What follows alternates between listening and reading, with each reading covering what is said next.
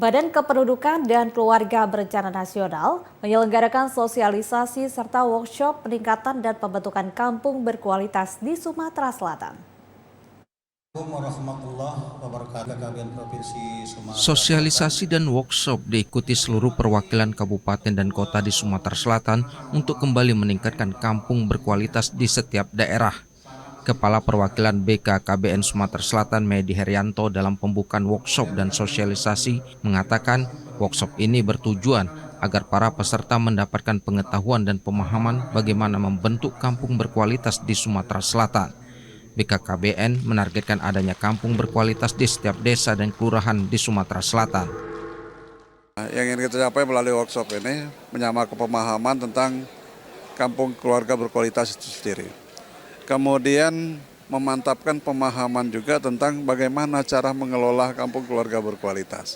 Nah, ini dalam kaitan dengan 3 persyaratan yang harus ada untuk terimplementasinya kampung keluarga berkualitas. Persyaratan pertama harus ada komitmen.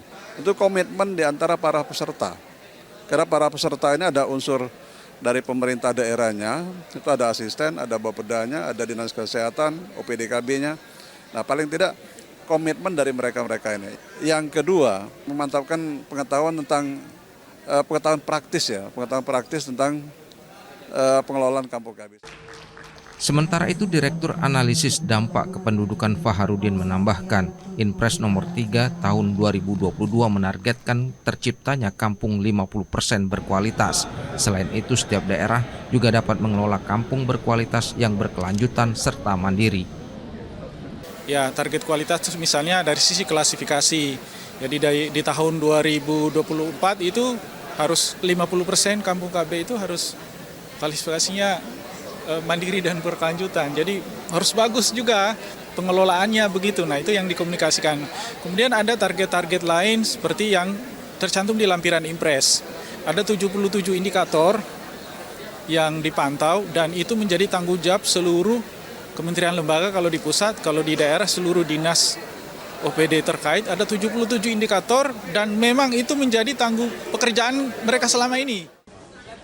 Kunjungan langsung juga dilakukan ke kampung berkualitas di Sembada, Kabupaten Ogan Ilir yang mendapatkan penilaian terbaik dalam terciptanya kampung berkualitas. Adi Gunawan, TVRI Sumatera Selatan melaporkan.